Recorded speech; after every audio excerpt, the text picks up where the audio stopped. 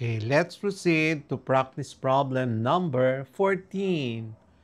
A scientist wants to estimate the average temperature increase in a chemical process with 95% confidence and a margin of error of 0.2 degrees centigrade and confidence at the standard deviation is 0.8 degrees centigrade.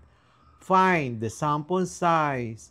So the solution, n is equal to 1.96 times 0.8 all over 0.02, zero point 2, and then squared. The final answer, the sample size is 62. Number 15. A company wants to estimate the average time taken to complete a task with 95% confidence and a margin of error of 1.5 minutes. The population standard deviation is 5 minutes. Find the sample size. So the solution, n is equal to 1.96 times 5 over 1.5 squared. So the final answer is 43. Practice problem number 16. A sociologist wants to estimate the proportion of people who support a new law. With 90% confidence level and a margin of error of 5%, P is 0.5, find the required sample size. The solution, n is equal to 1.645 squared times 0.25 all over 0.05 squared. The final answer, the sample size n is equal to 271. Number 17.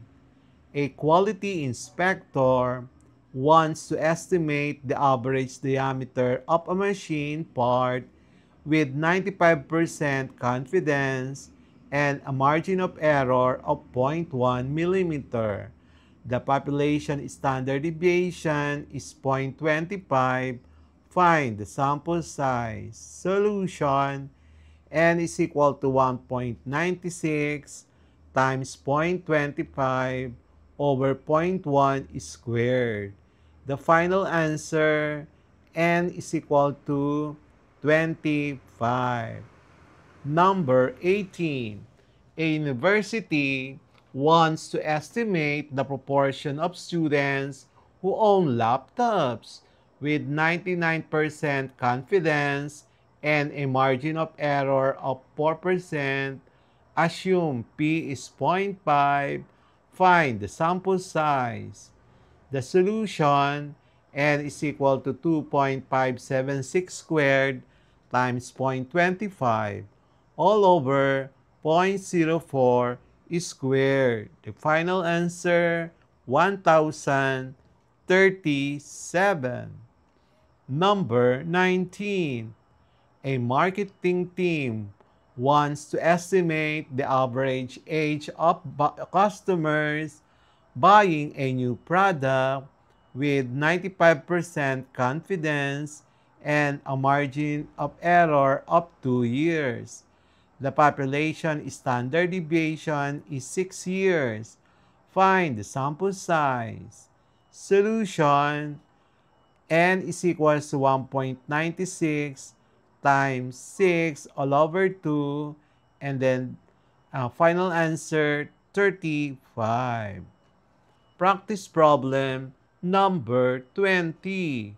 So, a public health official wants to estimate the proportion of citizens vaccinated against flu with 95% confidence and a margin of error of 3%. Assume P is 0.5. Find the required sample size. Solution, n is equal to 1.96 squared over I times 0.25 over 0.03 squared. Final answer, n is equal to 1,068. Our MCQ for our quarter 3 data and probability lesson Roman numeral number 15, determining the appropriate sample size in statistical investigations. MCQ number 1.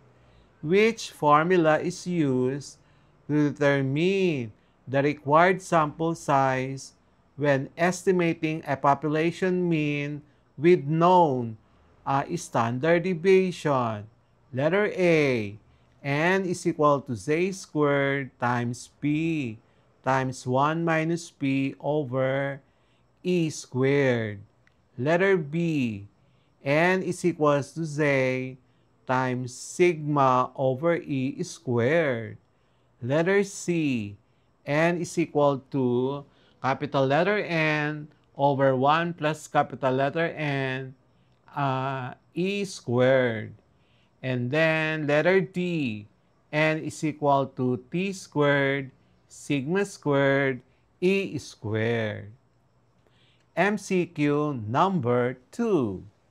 A researcher wants a 95% confidence level with a margin of error of 3 and sigma 9. Which value of Z should be used? A. 1.64, B. 1.96, C. 2.58, D. 3.00. MCQ number 3. Which parameter represents the margin of error in sample size computations? Letter A, Z, B, sigma, C, capital letter E, D, small letter N. Number 4. When the population proportion P is unknown, what value is typically assumed for maximum variability? Letter A, 0.25, B, 0.4, C, 0.5, D, 0.75. MCQ number 5. A company wants to determine customer satisfaction proportion at 25% confidence and plus and minus percent error. Which formula applies? So A, n is equal to z sigma over e squared. B, n is equals to z squared p times 1 minus p over e squared. C, n is equals to n over 1 plus n e squared. D, n is equals to t squared over e squared. MCQ number 6. What happens to the required sample size if the confidence level increases from 95% to 99%? Letter A, it decreases. B, it stays the same. C, it increases. Letter D, it becomes 0. Letter A, it decreases. Number 7.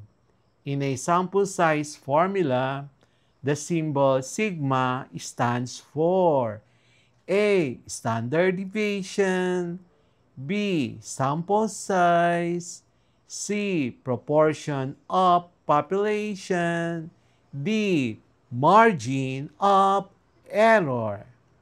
Number 8. Which of the following decreases the required sample size? A, smaller margin of error. B, higher confidence level. C, lower population variability. D. Larger value of Z. Number 9. A study requires a 99% confidence level. Which say value should be used? A. 1.64, B. 1.96, C. 2.58, D. 3.29. MCQ number 10. In practice, why is the computed sample size usually rounded up? Letter A, to make calculations easier. B, to ensure required precision is maintained. Letter C, to reduce costs. Letter D, to lower variability. MCQ number 11. Which sampling situation requires the finite population correction factor? Letter A, when the population is infinite. Letter B, when the population size n is very large. Letter C, when sample size is more than 5% of the population. Letter D, when the population standard deviation is unknown. MCQ number 12. A survey requires a 90% confidence level. Which value of Z is used? A. 1.28, B. 1.645, C. 1.96, D. 2.58. MCQ number 13. If the margin of error E is reduced by half, what happens to the required sample size? A. It decreases fourfold. B. It doubles. C. It quadruples. D. It stays the same. Practice problem number 14. What is the role of P times 1 minus P in the proportion formula for sample size? Letter A, it measures margin of error. Letter B, it represents variability of the population proportion. Letter C, it is always equal to 1. Letter D, it is the confidence level. MCQ number 15. A health study needs plus minus 2% precision at 95% confidence for proportion. Which factor will make the sample size largest? A. 0.2, B. 0.5, B. 0.7, B. 0.9.